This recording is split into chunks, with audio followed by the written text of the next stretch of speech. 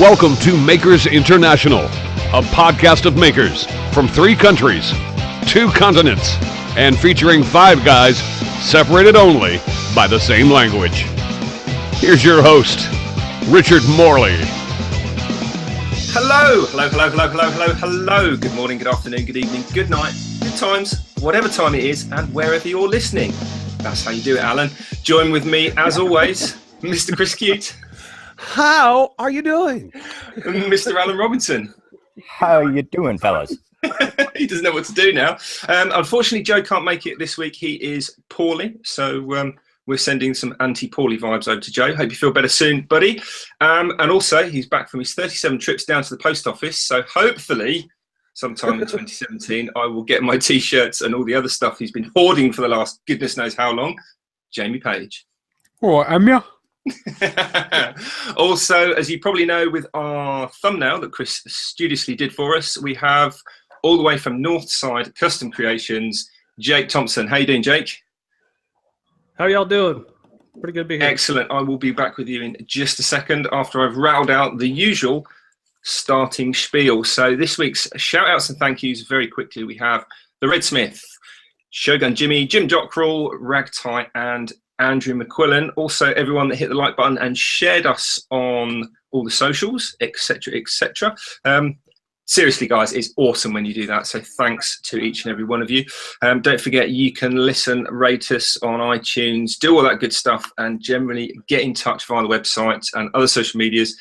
Just, get in touch. We'd like to hear you. So today's podcast is brought to you in part by Yorkshire Grit, the wood turner's abrasive paste. If you want to know more, visit yorkshire-grit.com, and also our good friend Chad over at Man Crafting, who's giving away every month one of his awesome mugs. So I really do hope they're awesome, because Jamie, it's taken ages for mine to arrive. Well, you can blame the postman because I haven't got it anymore. Not my problem. Right, if you want to find out more about our sponsors, then head on over to our website, makersinternationalpodcast.com/sponsors. Not to be confused with we've done that too many times. Oh, God, here we go. Chris, you started your little segment last week for stuff what you've read in the news like. Have you got anything this week? Because I've got one if you haven't.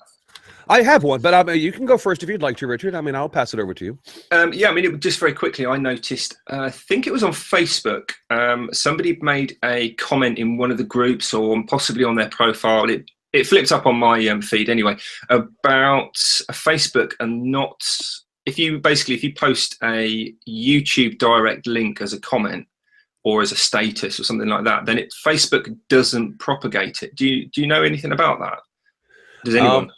I'm pretty familiar with watching that happen. I've done some experimentation on that with myself, and it's actually how we ended up deriving how we post our podcast on Facebook in order to get it to propagate. Because, for some reason, Facebook's in no hurry to help YouTube out with viewership. And if you post an actual direct link to YouTube and let the post generate the thumbnail for the YouTube video, Facebook will not share that around at all. You might reach 8 or 9 people, depending on how many friends you have. But the best way to do it that we found, and I believe Jamie and I kind of came up with this together, was that if you post a picture on Facebook post, Facebook will share the crap out of somebody posting a picture, or if you upload a video directly to Facebook, they will share that around. So what we ended up doing was we post our picture into the message first, so that is what comes up as the photo, and then we kind of sneak the link in there at the same time, and then Facebook shares it. Because I think we were just talking about this before we went on today. Jamie did our pre-promote for today's show yesterday, and how many people saw that, Jamie? Just over 1,300 people. So we were managed to get a 1,300 person reach, whereas if we just said, hey, tomorrow join us on the podcast, here's the link, we probably would have reached maybe 12, 13. So there is a workaround, but for some reason Facebook doesn't like YouTube. You can tell kind of when we very first started out doing the podcast. You're getting the likes of when we done when we had Izzy on the show, for example. Now, Izzy is obviously a big name on YouTube, so you would automatically assume he would get a lot of people viewing or wanting to click on the links. For example, Well, he was getting maybe 200 or 300 people click on, and that at that time I was obviously posting it wrong, so that was still a lot of people. Then you get someone that maybe wasn't so big on YouTube, for example. Now I'm not going to go picking on anyone in particular. So I'll just say, let's say we've done a listener questions episode, for example, and I posted the picture and then the thing that just spike up to 2,000 plus people reached, you know, and it's kind of, you can just tell the difference. Now there is another way that you can go even further than that, but that's going right deep into Facebook, and it's just, you're muted, Chris. I've seen a lot of folks suggest that you actually post your post, even actually post a picture with your post, and then put the YouTube link in the comments of the post. That way Facebook will share. It's kind of the workaround, just to kind of, you know, work around Facebook's devious way of not wanting to share freaking YouTube videos. I believe Jason McGinn was doing, was it Facebook Notes? I believe it was called. He was doing like a whole page about that. Excuse me. So there's another way of doing it. I think there's a sort of a trend across all social medias where each different platform, whatever it is, they try and push video as the big thing, then pictures, and then text. Yeah. But if you add that link as a, you know, a YouTube link for it to do its own thing with, it then just throws that right down the bottom. Yep. No, because they want their own content. You know what I mean? So they're saying if you upload it directly to us, we'll share the crap load out of it. But if you're uploading it to YouTube and then expecting us to propagate this, you've just gone to the bottom of the list. Yeah, and I think a lot of makers, and I've done it a few times with, you know, more success than not doing it, but I don't do it every time because I don't put a video out that regularly. But if you spend all that time putting a video together for YouTube, then maybe think about spending another 10-15 minutes and editing that right down into a 20-second kind of teaser, and uploading that little 20-second video straight to YouTube, straight to Facebook, so it's got its own little video, and it thinks, oh great, that's brilliant, we'll share that, we'll propagate that with preference over text and photos. And then, like you said, just hide not hide, but then put the direct link as a comment, because once the post has been shared and it's out there with people, they'll start seeing the comments. Yeah. And I did that for a while for my own channel, just when I was experimenting with this. Because I remember when Jamie brought Izzy up, because I remember when that was going on, when we were trying to figure out what was going on and why things weren't happening. I started posting my own videos in different ways each week, and then I would go back, you know, in a couple of weeks to see which ones actually got shared a lot. And it was the ones that I did exactly what you're talking about, Richard. I did that for a while, but it was extra work, and so obviously I stopped doing it. You know, that's the thing with everything, isn't it? The more work you put into it, the more success you're likely to have. Do nothing, get nothing, as they say. Exactly. So, do you do that at all with your videos when you're publicizing them, Jake? I used to just do, like you were saying, put the link to Facebook, and I was getting nothing. And I really didn't see any growth until I started doing Instagram. And then I would link the Instagram picture, like you guys were talking about, to Facebook, and then you start getting growth that way. But when I was just doing Facebook, it was nothing. Facebook hates YouTube, it seems like. Yeah. Yeah. But then the problem with Instagram, because they're all the same company now, aren't they? Facebook and Instagram, they're all in bed together, is you can't do a direct link out of Instagram into like another platform unless you're sponsoring it and paying money, which is a bit of a... Well, you can just put, sorry, you could put the video link in your bio. Yeah. And then when you post the thing, say the link's in the bio, but then they have to go to the bio to go to the link to get to the video. But it seems to work all right for me. There'll always be a workaround until, of course, the platform decides that they're going to change the goalpost yet again, and it all goes completely wrong. But, all right, I got one question from social media, and then Richard, we want to get into talk to Mr. Thompson here. Yeah, sure. The last question we have was from a friend of mine, but I don't want to mention his name because he doesn't know I'm borrowing his question. But His question was this, and it's a rather deep one. So you guys give this one some thought before you open your mouths.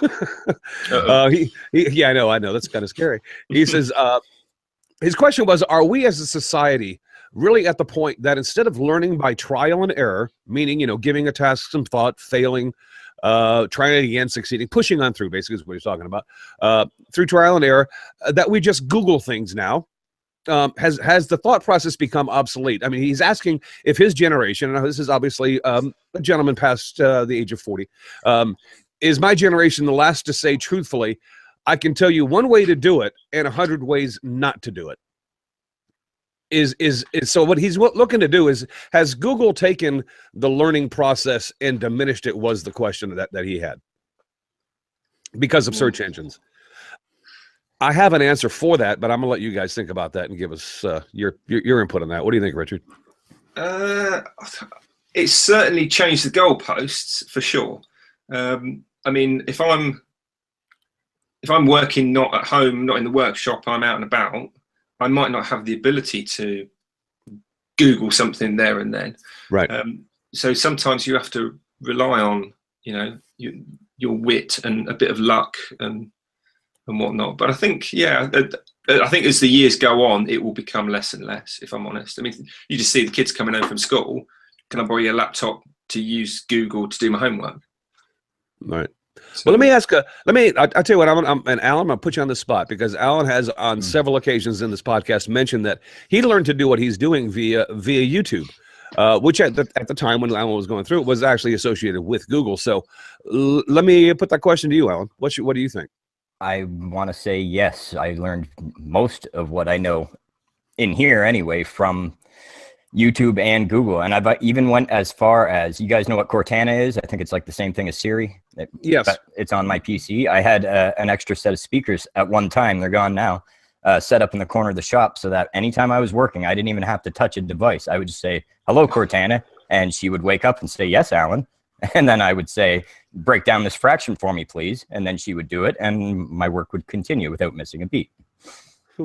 So yes, to an extent, yes. I'll, of course, my thinking is faster than Google is. I'll think it through for a moment, but I won't take that much time on it. If I know I don't know, I don't know. I'll Google it quickly. So yes, Jamie, right. Jamie, what do you think?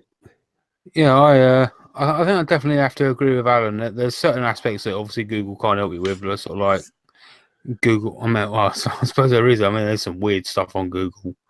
I don't want to know what you're referring to. And if there's anybody's authority on that, Jamie, it would have to be you. So anyway,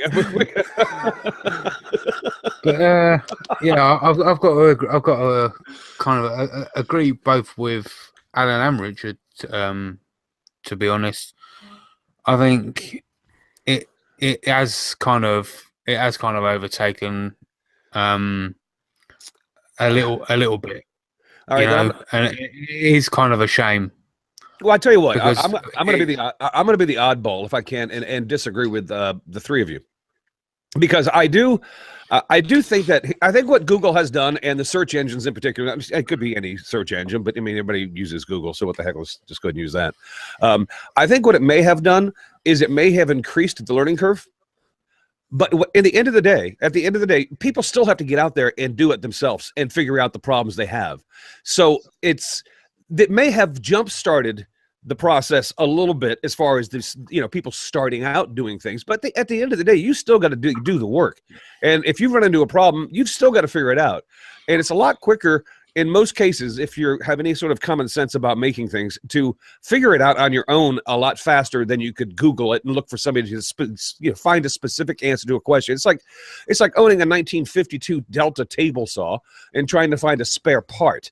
I mean, Google is great for that, because trying to find that on your own would be a major pain in the butt. So, but trying to figure out how to do this type of joinery or do this kind of making or doing this kind of thing, Google will give you the starting point, but you've still, at the end of the day, you got to put your hands on it and get it done anyway. So I don't know. I think that maybe we could turn it this way. As far as his question about being the last generation that tells people, how to do it one way and 100 ways not to, today's generation may be able to say, yes, I can tell you one way to do it and maybe 50 ways not to do it. So I think that I think if anything else, and if you guys want to disagree with me, that's fine. I think it's just increased the learning curve. And I see Google as nothing more than another tool in my shop for when I can't figure something else out. It's much like the conversation we have about CNCs and is that woodworking? Well, of course it is. It's just a tool. And if it assists you and makes people get into it and get into it a lot easier, then I think it opens it up a little bit more. And it's not all of a sudden this exclusive club, as it shouldn't be. It should be whatever, if you've got something you want to make, go friggin' make it and don't be intimidated. I mean, Google takes the intimidation out of it a little bit, I think. It's kind of, I guess you could say it's kind of replaced books to a certain degree. Yeah. Yes. I mean, because I obviously growing up, I didn't have Google. I mean, everything I learned between two hardbacks because I read it and took the time. Today, it would be much easier to Google it. So that's therefore my point. It's hastened the starting point, and made starting a lot easier. But getting through it is still up to you. Yeah, I Google things and watch the videos, and I still have to do the trial and error because I still have to figure it out myselve. Exactly. Yeah, it never works the way it does in the video. That's a fact. No. Yeah, I was going to add actually, Alan, and YouTube as an example. I think probably I can tell you one way. I can show you one way to do it, or you can use YouTube, and you can potentially see 50 ways not to do it because there's no sort of vetting as to what goes onto YouTube. So you've got to bear that in mind as well. That sort of adds the trial and error back into it, I think. Yep. All right. Well, I guess we've answered that. So onward and upward, young soldier. Excellent. Well, from one young soldier to an ex-soldier or possibly Marine, I believe. Jake, is that right? You're welcome. Yes, sir. A long, long time ago. I recently, well, I say recently, this afternoon it was, watched your K-Bar knife display box with the story. And I think did the video show, was it 94 you did your course? That was in 1994. I was in from 92 to 96. And I got that particular award in 94. So fair enough. So what made you join the Marines then? I had a kid in high school, and I had opportunities to go to wrestle in college, but you don't buy diapers while you're in college. So, sure, yeah. So I told my mom, let's take me to the recruiting station. I'm going to go to the Army. And she said, well, the Marines have way better looking uniforms. I said, well, take me there then. Yeah. It looks cool. You pay the price too. Yeah, you pay the price for those colors though in the Marines. Oh yeah, yes you do. Good stuff. So just very quickly, Alan, you normally, I know I've kind of stolen your thunder a little bit, but you normally start the questioning side of things. But so do you want to kick off the proper questions? Yes, Jake, we need to start you with the origins and not necessarily just the YouTube channel like you and I have spoke about a lot recently, but right back to the beginning, the maker origins of Jake Thompson. There was a lot of us growing up, and so if you wanted something, you had to make it or fix it, or if you had a bicycle and it broke, you had to fix it. And if you wanted a skateboard, you either had to buy it, and if it broke, you had to fix it. And if you had stuff laying around that wasn't for a skateboard, you still made a skateboard. And you just kind of figure out how to do things. And it was a real mechanical background with my dad. We raced and fixed cars up for car shows and did all of that stuff. And then so that's where the making things. If you haven't get ready for a race that weekend and something breaks and it's not enough time to get the part, you make a part. And so it's not, I'm always making things, but the woodworking came later, and that just was because we made some Christmas gifts, and we liked how everybody liked it, and it turned out pretty cool. And then all it was cutting out things and painting them. And next thing you know, the race cars are sold, and I'm doing craft shows and doing YouTube, and the rest is history. That's awesome. So were you making from an early age then with the skateboards, presumably, or was that, you know, as you growing up, or as you'd grown up, as it were?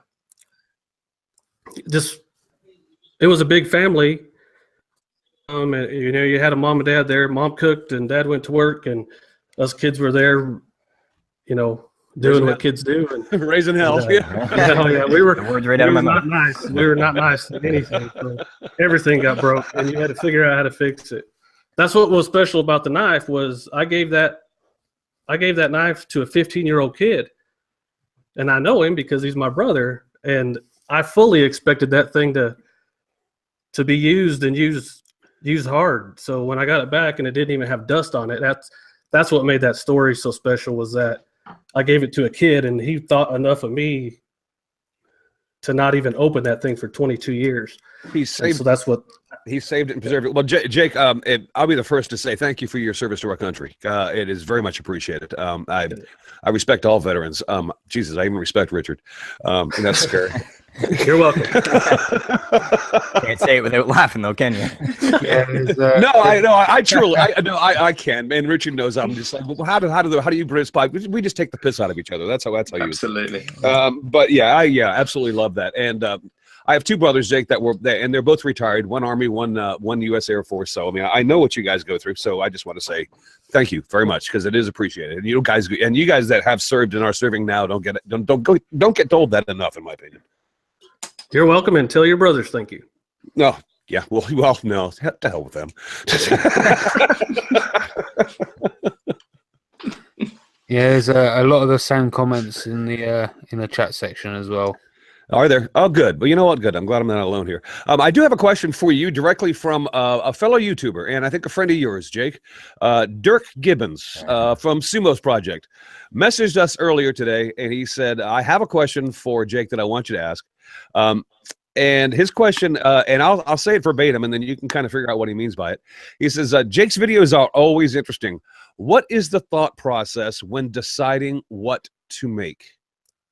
And I'm guessing he's saying, are you doing things just because you had an idea, or are you doing things out of necessity? Or both? A little bit of both. I have people that I work with that, or family members or whatever, they want me to make something, so I'll make it. And if it's appropriate for YouTube, then I'll do videos on it. But if it has people's names all over it, I just don't think that's appropriate to do, so I won't do it. So a lot of that stuff is, if it's appropriate, I'll make it. And if I need shop furniture, of course, I'm going to do that for YouTube. The more thought that goes into the project, the more I just say, I'm going to go out there and make it and stop thinking about it. And then I end up with what I end up with. Because if you can procrastinate forever trying to make something, just get out there, grab some wood, and get after it is what I do. That's cool. What about inspiration in your YouTube channel? Like who helped you along the way or encouraged you to get it going in the first place? I was stuck. We talked about Facebook and all that. I was stuck at like 50 subscribers for 10 or 11 months. I didn't know how to do it. And I got on Instagram and started posting on there. And one of the first people I talked to was Sean Stone. And he subscribed to my channel and pretty much told me, you're doing a good job. Keep your head up, keep going. Which that hit home, because you have 50 subscribers. Sean, I've met Sean on a couple occasions. That is one stand-up fella. I don't mind telling you. Yeah, and Stone and Sons Workshop, right? Same yes, guy. sir. Yes, yeah. Excellent. Awesome. And then so he gave the first words of encouragement, and it'll motivate you, man. People don't think that's a big a deal, but you need to. It lifted me up, but by somebody that is successful at this telling me, hey, keep doing what you're doing because we like it. That goes pretty far. And then I did some more videos and things started coming along. And then Jay Bates put me on a couple of his emails. And that'll sure spark your numbers up a little bit. You know, he just put me on there with the miter saw station. He put me on there, and it was like something I'd never seen before. I got more subscribers in a day than I did in 10 months of at the first of it. And then y'all probably know I did a video with Drew Short. Yeah, And that's a stand-up guy right there. And Yeah, yes. and he's a professional. So I'm over there. He's like 6'3" or 6'4", and he has a commanding voice, and I'm 5'6" and kind of don't know how to talk on camera yet. So and he invited me to his shop, and we did a video, and it was amazing. I learned a ton from him, and we'd be sitting there talking like we were talking before this started on air, and then he'd just look at the camera and start talking. And it was amazing to me how he could just talk to the camera, and that was probably the biggest thing I struggled with. But those three guys right there are, man, they're a heck of a lift for somebody that doesn't know how to get views and doesn't know how to get subscribers. And you're just making things, and by chance somebody notices that that you're doing something, and it's pretty nice when it's noticed and everything. So I appreciate those guys. And now I see the opportunity to, if somebody has 50 subscribers, I can message him and say, hey, keep it up. And so that's where I'm at now is videos like the shop updates and stuff. I'll put I'll feature people at the end of it. And I know that helps. And they might not get that many subscribers on it, but that video is going to be up there forever. Yeah, So absolutely. they'll be able to get some subscribers, or at least know that that I like their stuff, and somebody out there likes your stuff, and it's worth doing. So there you go. It's because unlike Facebook, this community propagates itself, and I love hearing that story because you had guys helping you out, and now you're getting to the point where you are now looking at people and you're paying it forward. Quite honestly, because you're doing the same thing that was done for you. I every day I just continue to get amazed at how awesome this community is with each other, because everybody's willing to give everybody else a hand up. And then once that person gets the hand up, they go, you know what? That's a good thing to do. I'm going to do the same. And it just keeps happening. I think that's fantastic. Good for you. Yeah, me and Dirk, y'all know Dirk, my buddy Sumo. Yeah, he did that. He did that on his video today. He put Al and somebody else on there, and it can only help. You get the ball rolling, and then all of us can get bigger and better and go on to bigger things. Yeah. Just trying. Yep. Go ahead, Richard. One thing advertising somebody and kind of giving them a pull up is a really genuinely heartfelt, nice thing to do. But the one thing that kind of scares me in a way is that maybe people have done that for me and I didn't know about it. And then as a result of that, but maybe that person didn't know that I didn't know about it. And then it feels like a shun. Do you see what I mean? Well, do you speak to the person and say, look, I'm putting you in this video, so.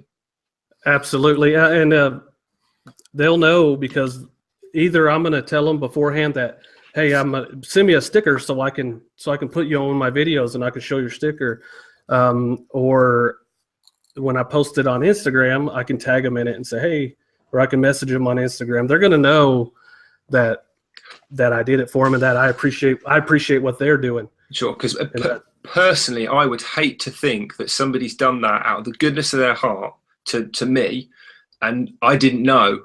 Because if I did, do you know what I mean? Because if somebody does that and you don't know, Richard, I understand where you're coming from as far as being the recipient of that, because you always want to reciprocate and say thank you at least. But here the danger is the person thinks, oh, you're just telling me that for a bit of free.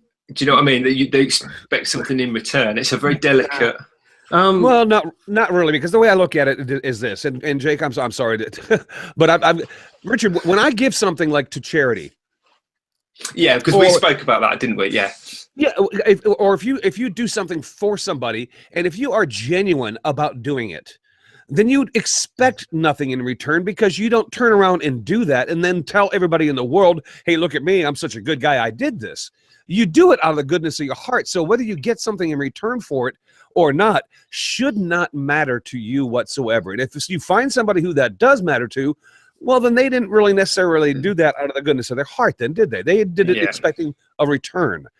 So there's a difference. But Jake, I'm sorry. Go ahead, pal. The thought process I have behind it is, people have helped me, so I'm helping other people. And you have the annotations at the end. I can put a subscribe for me. I can put my last video, and I can put a video for that particular viewer. I still have one spot. So I can put your logo. I could put, hey, subscribe to this guy right there. It's not pulling away from me. I don't feel like it's pulling away from what I'm doing at all. All it's doing is helping that person that I think needs a boost or needs a little lift, or just I like them. Yeah. And then then that's it. You don't, if you do good expecting something in return, then you're not doing good. You just need to. Yeah. No, I totally agree with. But from my point of view, if somebody did that to me and I didn't know, I'd feel bad because of not knowing, and do you know what I mean? Not saying thank you. That would, I genuinely would feel bad about that. I just make an effort to make sure they know, and they know. Like there's a few of them lined up. I have a few lined up that I say, hey, pay attention in the next couple of videos. I'm going to give you a little boost, but it's mostly for the shop updates or just talking videos, rather than like this last video that I had. I didn't think it was appropriate to put someone else on a video that was about my brother. So right. So for the, when it's appropriate, I'm going to do it, and most of the time it'll be appropriate. And I'm always going to have someone on there, and if other people can catch on, and we can all do that for each other, it's only going to help us. Yeah, because I mean that video is for your brother at the end of the day. That's his airtime, isn't it? Oh yeah, that's not about me. I don't want to jump in front of you here, Jamie, but I did want to ask Jake about his workshop, because I noticed a few things. The one thing that struck me is, how big is your workshop? Oh Jesus! No. You might actually like this one, Chris, because it actually appeared. It did appear in the video to be a little bit on the plus Chris Cute side. Oh God! There we go. And that's why I ask. Is it just a standard 2-car garage, same as Chris? Tread carefully, Jake. Tread carefully. Go ahead. It's way more. It's a 40 by 50 shop with 12-foot walls. It's all insulated and all of that stuff. That's a nice, generous size. I don't know what that is in metric measurements, whatever. I'm done with those metric measurements. It's huge. Yeah, I mean, that's big in any thing. So that's probably a quarter of what Chris has got, maybe? Something like that. Please. So, we won't go down there.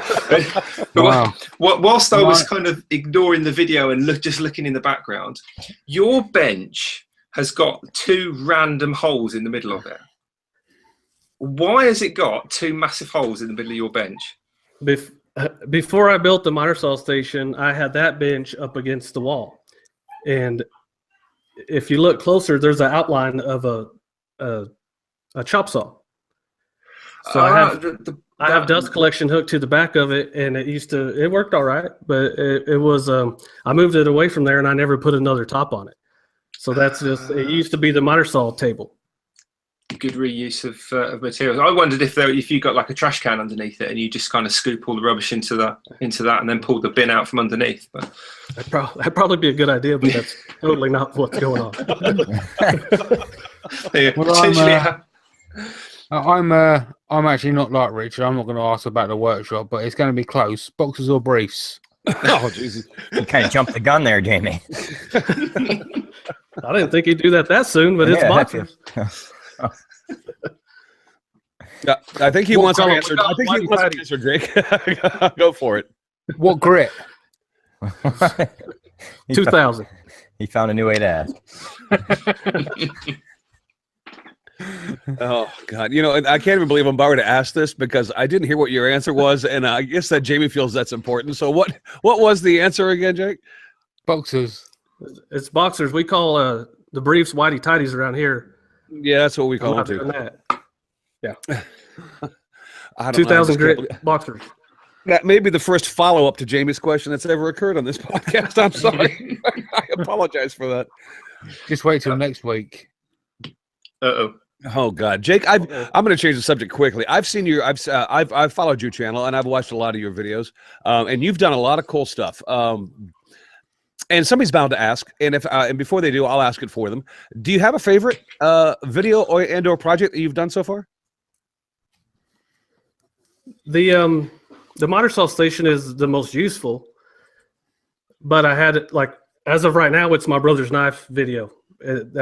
I'm proud of that.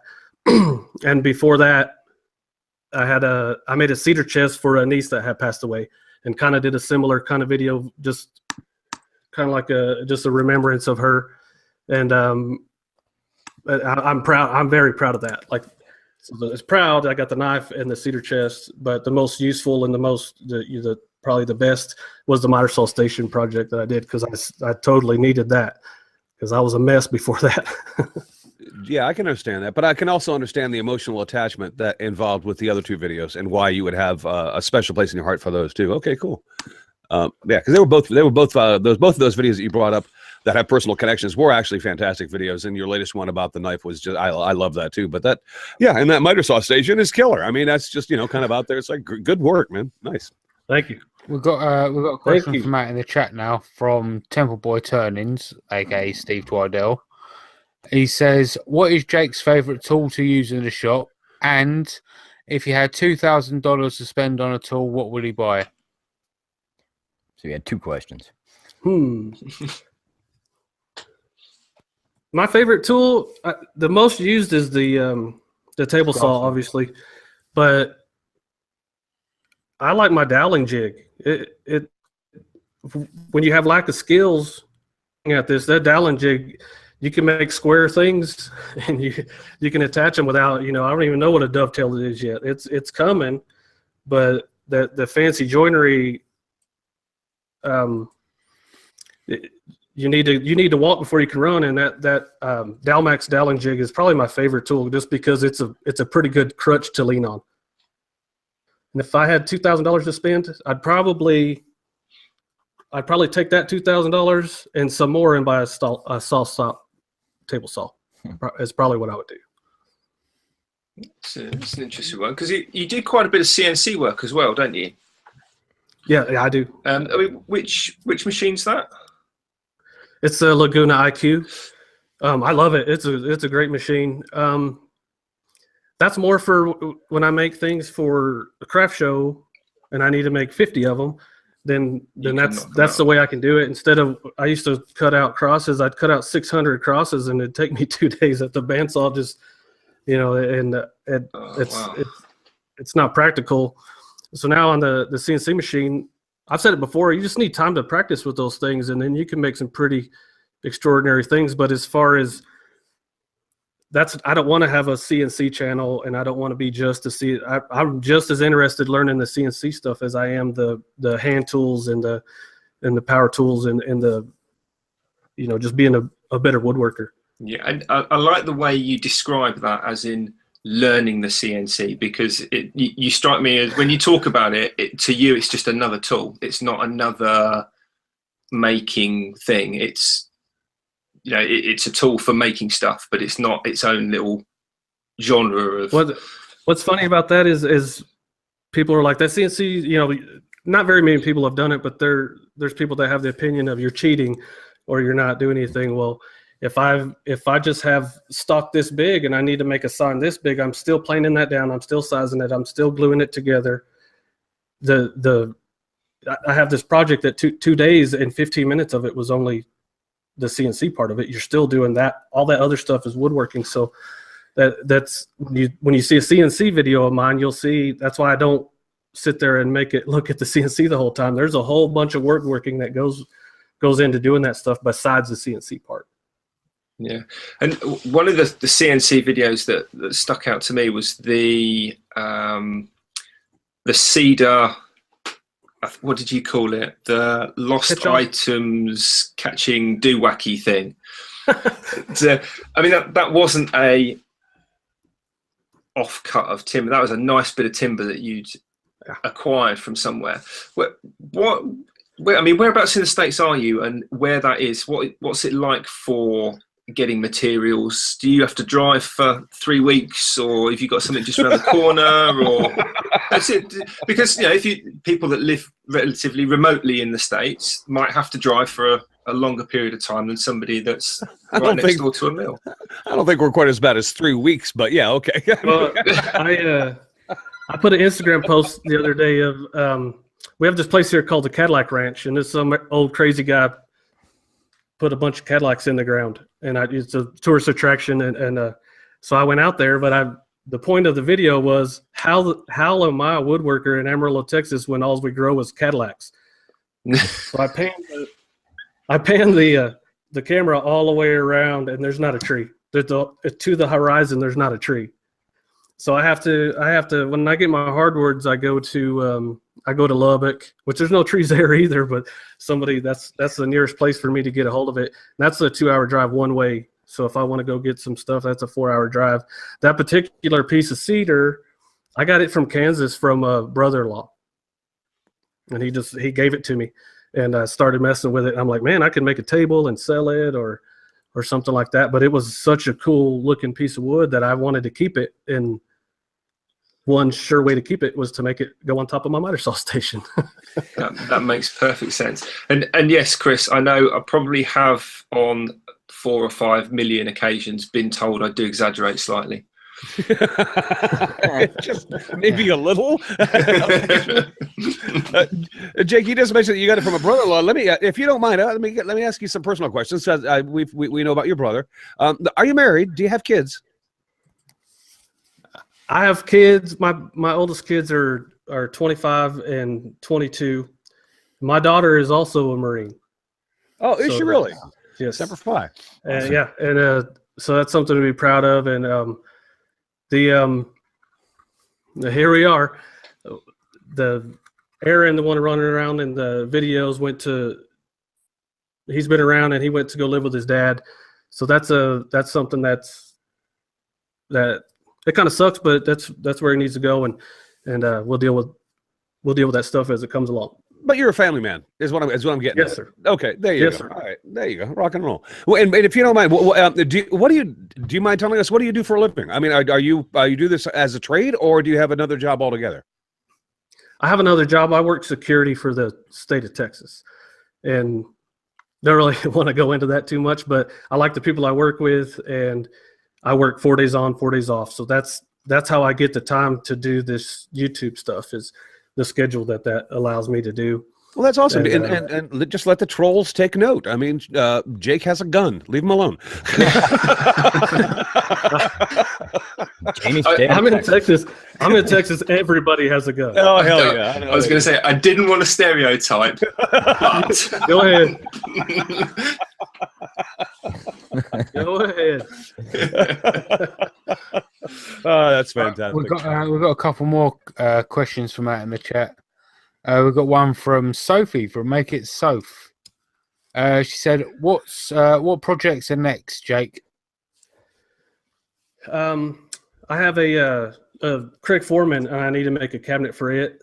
And I keep saying that, and that's one of those. I think everybody has a project that just keeps getting put off and put off. But I have there's a lady at work.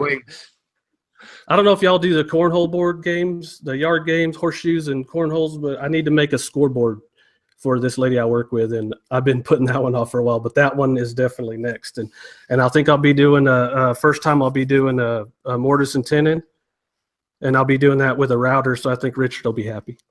Happy days. Yeah, we like that. Can't do that on a scroll saw, Jamie. Oh, you can. Jake, we deal with him on a weekly. You really don't have to stroke his ego. Just you could have left him out of it. I'm pretty sure he's not the first one to use a router. And we've got another one from 55 Chevy 327. Great name. It says, ask Jake who his favorite Packers quarterback is. He's in Texas, and somebody is asking him his favorite. That's my brother. That's my brother. That's the knife guy. Oh, okay. Oh, no way. So he wants to know. He wants to know. Hi, John Boy. He wants to know if Brett Favre is still better than Aaron Rodgers. And I'll always be a Brett Favre fan. Aaron Rodgers has a couple more years to go before he can to overpass Brett Favre. Now we're from Texas, but we like the Packers. Just that's what it is. I'll catch some slack over it, but I don't care. But no, you do a lot of I know absolutely zero about American football. I'll freely admit. So moving completely away from that. You know nothing about English football. I don't want to know anything about English football. Thank you very much. You mean soccer? Yeah, soccer. There we go. Say it right, Amy. So you do a lot of the craft fairs and things like that, Jake. What for you, if somebody came to you and said, I want to do some craft fairs, but I don't know what to make. I've seen loads of things being made. Where would you perhaps start or point somebody in terms of things that are good to make from a quick, simple, relatively good profit, get your name out there and carry on going point of view? You can make coasters or crosses are big around here. I had one person ask on a video, "What's up with all the crosses?" It's something that people decorate their homes with around here, and so you just cut out a cross and paint it, or make out of better wood. But the thing about craft shows is it doesn't matter. It really doesn't matter what you can make. You make whatever you want to make, and go to your craft show, and then you're going to learn about the craft show after that. It's not about what you're making, really.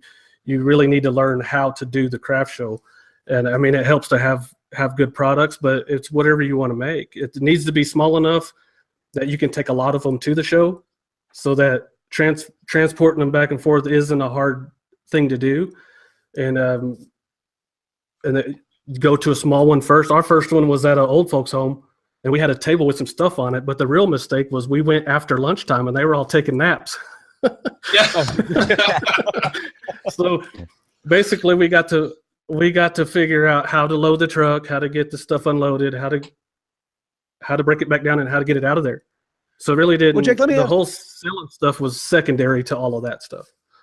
Let me ask you a question, because I've never done craft shows, and you mentioned making things relatively small so they're easy to transport, but on the consumer end, aren't those the kind of things that kind of sell too? Because the people are walking around these craft shows, they want to be able to pick up something and walk away with it. Now, so for instance, you wouldn't want to build a dining room set with that can seat 8 people, and then try to sell it at a craft show, because people just can't. You can't put that on your back and put it back in the car and take it home with you. I mean, that's not the kind of thing that sells, is it? No, you might sell one, but it's not likely. And like I do, to stay with the car theme, we do Make-A-Wish car show, and then we usually raffle off something and we give the proceeds to the charity. And people aren't going to a car show to buy crafts. They're going there to buy nachos and to look at the cars. So you have to have something that a small bag, it'll fit in a small bag or fit in their pocket or something like that, and it's got to be affordable enough to where they want to spend it. So it's kind of a grab and go thing, is what you're looking to do there, I would assume. Okay, cool. Yeah, because I've never done them, and that's I have friends who do them, and I have friends who have asked me to make things for them because they were low on inventory, and they've always asked for small things, grab and go items. They never asked for anything, large. Now I'll say this though, one of the tricks is you need somebody to get to your table. So if you have to have something out front that's bigger, or just that attracts catcher. attention. Yeah, Gotcha. so you need some, even if you make something bigger that you don't even plan on selling, just have it out there and it'll attract people to your booth, and then you put those little things right in their hand, and then normally they'll give you their money and take it. It's called driving traffic. Yep, it's business 101. You got to get the customer. You got to get the customer in the door to sell them anything. Yep, I hear you.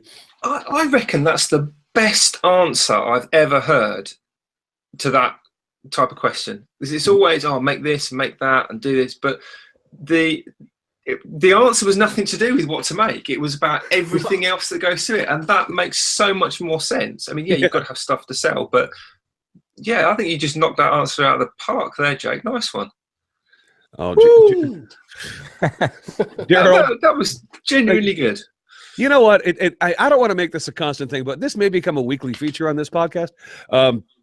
We may just go ahead and rag on Gerald, the Redsmith, every week from now on, because if he keeps this up, I'm going to have words with him. Because I just saw it. He just mentioned, he says, Chris, that's why cutting boards are so popular. I was like, Gerald, I love you, man. I'm sorry you're laid up and you hurt your back, but in a weird kind of way, I'm kind of satisfied now that you are. Chris. Just leave it. Yeah, just I'm gonna. Yeah, okay, I give up. You're right.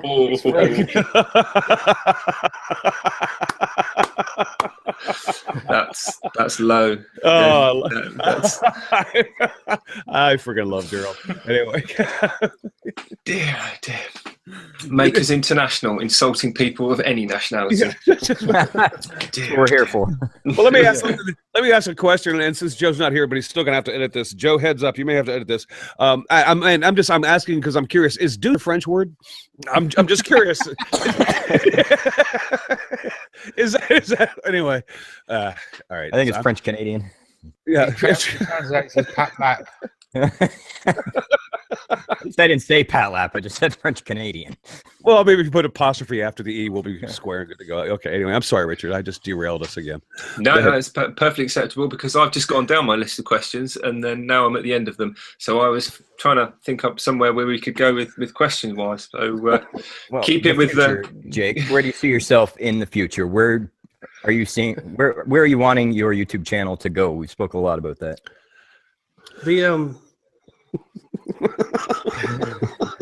The maniacal laughter. I like doing it. It's fun, and I do it for fun. But the side effect is and you're getting the people that want to ask you to advertise their stuff, and you're getting Amazon stuff. And that's very little so far, but it's getting. I can see all of the lines are going up. So eventually, I would like for this to be a job. And I know I don't have a big pipe dream of tomorrow or something, but, a few years from now, when I'm better at making videos and better at doing this stuff. And I think the catch is that I can show people that you can do this too. I did something else for over 40 years. And I jumped into this and I'm doing it and I'm making the videos and I'm doing the woodworking. And at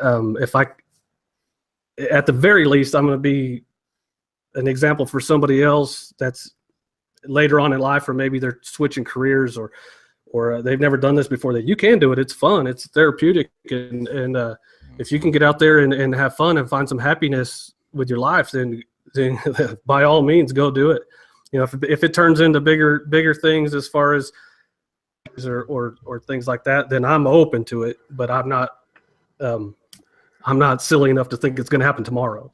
Yeah, the great thing about it is it's whether it becomes a job or not, it was still an amazing experience you're never going to forget. Yeah. And it's got that longevity to it, or that potential longevity. I mean, who knows how long YouTube's going to last? I mean, it's looking like it's going to last forever right now, but it probably won't last forever. But the whole time it does last, the information that you've got and you're putting on your channel is there for, future. And that in itself is just insane. That's posterity, and that's what we're all, and a lot of us are looking to just leave something for the next generation to see, and that's how I started my channel, for my kid. But let's Richie, we blew through that hour. Jeez, my goodness. Yeah, way quicker than. I thought, right, so I guess we better find out what everybody's been up to and watching. And I'm going to stick with you for this one, Jake, because I want to know, you talked about your scoreboard project that you've got to make, but you also alluded to the fact that you've got loads of other things that you want to do. So what are you working on other than the scoreboard, and what have you been watching on YouTube? I mean, where do you get your ideas from? Lately, I don't even want to do what this channel's about, but I watch Alex Steele like it's some kind of drug. Every time he puts a video up, I'm watching him beat the crap out of hot stuff, man.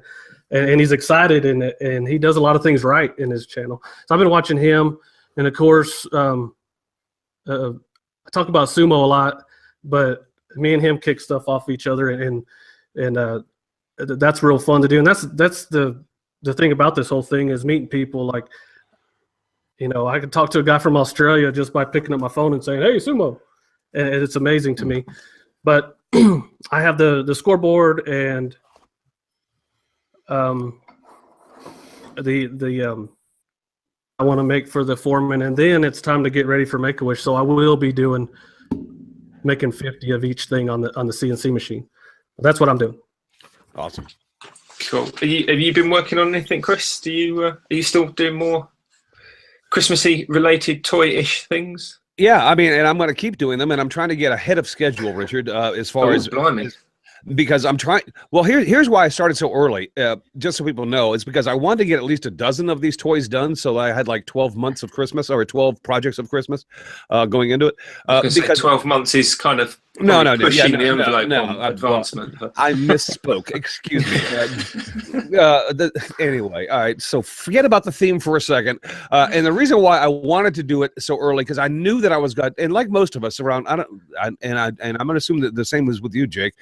Around Christmas time, people start asking you to make things for gifts, and I've always started too late in order to do what I want to do for the kids. So I'm doing the kids first this year, and I'm hoping to be so far ahead of schedule that when December rolls around, and my wife just hit me with a list yesterday. My wife told me, she says, Chris, I need you to make 20 things to give away for Christmas this year. Yeah, that's what I said. But so now you know why I'm doing the kids first this year, because I wanted to make sure I took care of the kids. But hopefully, when December rolls around, I'll actually have all my videos in a bag ready to go, and I can concentrate December on doing her 20 gifts that she just feels I must make in order to prove myself worthy in this household. So that's that's what I am doing. But who I am watching is Bob Blanford from RJB Woodturner. If you guys haven't checked out his channel, check out Bob. He's always got some great ideas, and he made a shop project, and I love shop project videos, people doing stuff. Look at the cat. See my cat? Oh yeah. Look at I just saw him walk Everybody by. look at the kitty. Yeah. That cat's a menace. Anyway, Bob did a project I thought some people might find useful. If you haven't had a chance, go check out Bob.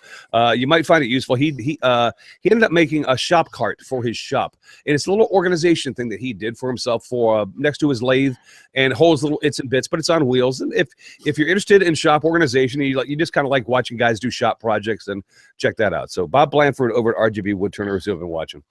Yeah, and Bob's a really nice guy as well. I like Bob. Yes, he is. And his various soda posts that he does. Yep. What about you, Jamie?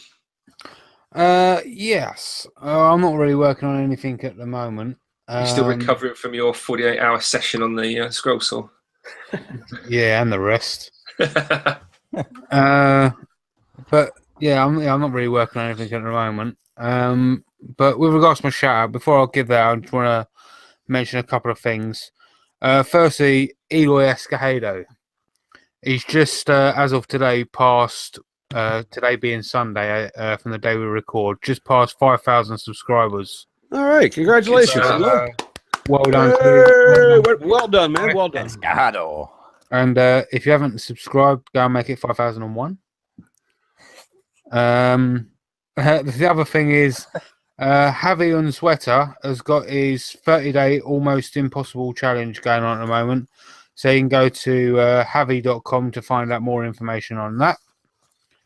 And as for my shout out, it is Sophie from Make It Soph. Now, awesome. She's an incredible young maker. And the best bit is she makes some amazing stuff out of quite literally nothing. Stuff that we would normally throw away, it's quite funny because you can just imagine someone ready to throw out the trash or the rubbish, and they're saying, "Wait, hang on, you ain't throwing that milk carton away." Do you know what I mean? You can have my scroll saw then. Yeah, that'd make a nice sofa. Oi. That'd make a nice sofa. Yeah. Quickly, Jamie, I have a question directly to you, and I believe it was from Jim Dockrell. He wants to know if you're still on the Queen. Am I still on the Queen? Yes. Yes. Okay. Yeah. I am. We'll get off her and finish it. Well, thank you. All right, go ahead, Richard. Part of me doesn't want to finish it because it's such a long running joke. Just think of it as if Alan or I were doing it, and it would literally take us months and months. So drag it out as long as you. I just keep expecting guys with big, have a massive hole in the mouth. I just keep expecting guys with big, tall, fuzzy hats to come walking in and cart Jimmy off in the middle of one of these podcasts. That's I wish someone would. What have you been doing, Richard? What are you watching? Well, I want to know what Alan's been doing, because I'm going to ask Alan, and I'm going to remember I've asked Alan, and then I'm going to get Alan completely out of the way, and I won't have to ask him again and look really stupid as a result. So, Alan, what are you? Yeah, you've only done that like, well, I don't know, 5 or Every 10 week. times. Pretty much, yeah. I'm not working on much this week. I am just literally 2 hours ago started to build like a guitar holder for your wall. I bought my first guitar in like 10 years last week, so I've been playing around with that a lot. But what I wanted to shout out was a community collaboration called Makers Rock. I believe it's Matt Haas from Awesome Wood Things that's helming it this year. He's been involved since the first year. They're on the third year. I was involved the first year, and I absolutely loved it. It's a different theme album cover you make every year, and they also all give them away to them to their subscribers as well. So it's awesome, really, really fun to do. So check out awesomewoodthings.com for all the information if you want to join the collaboration, or just go to his channel and you'll find a playlist to every video that's ever been made on it. That's really cool. So what are you working on this week then? I didn't know if you were being serious there. No, I wasn't. Don't worry. Okay. Sometimes when you fall into the Heffalump trap, you just have to make like it was deliberate. So, yeah. All right. No, I finally finished the model railway thing in the loft. So that's done and dusted, and the client was absolutely stoked. So once he's done his thing and it is made into a proper kind of model train thing, I'm going to get my GoPro and stick it on one of the engines and drive it round. Then that'll be part of the video footage. But yeah, I loved doing that build. That was fun. But who am I watching? Did anyone see Rag and Bone Brown's video? The latest one he put out. But tell us about it.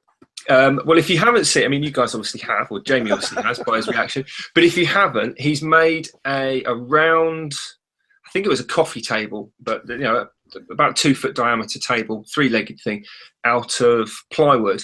But he's ripped it all up into little strips and then laminated it together, a bit like a chopping board, Chris. So you'll like this one. So the top of the table is all the plies, so it's kind of stripy. And it genuinely looks awesome. It looks really good. And he uses the old Jimmy DeResta cutting the circle on the table saw technique. So that's quite cool. And it's been I've been watching his channel for a while. You know, I just realized this today. You know, that whole cutting board joke with me is now, when this Christmas rolls around, that joke will be 3 years old. Thank you, Jason McGinn. When will it finally be old enough to just? God, all right, whatever. Anyway, I didn't hear a word you said. 7 years is the norm. Oh, so 7 years. Did I break a mirror somewhere? What the hell? Anyway. All right. Well, Jesus, we're already over, and Joe's gonna hate us. So whatever. I don't care. Joe hates us anyway. Yeah, that's true. Cool. So, whereabouts, Jake, can everyone find you on? I mean, everyone knows where we are or how to find us, but what about you? Where can all our listeners, followers, go and find you so they can subscribe, etc.? The YouTube channel is just called Jake Thompson, and you can put it in, or you can put in Northside Custom Crafts. My channel is the first thing that comes up for any of that stuff. And on Instagram, it's Jake_Thompson670, which once again, you just put in Jake Thompson or Northside Custom Crafts and it'll come up, and there you go. Excellent. Do you float around on any of the other socials, like the Twitters and things like that, or do you just concentrate on? I don't do Twitter much. I do Twitter just because Instagram will post to Twitter, but I don't do much on it. But I do Facebook, and but Facebook is more of a personal. I have a business page on there. It's Northside Custom Crafts. You can find me on there. Not much goes on there. The videos is where most of my stuff is at. Yeah, sometimes you can just spread yourself too thin sometimes, and then it just becomes a headache. So, cool. Well, I'm sure Chris will put everything in the descriptions. That. Yes, I will. Absolutely. You got to be where it's at, Chris. Your 3 followers on Instagram will tell you that.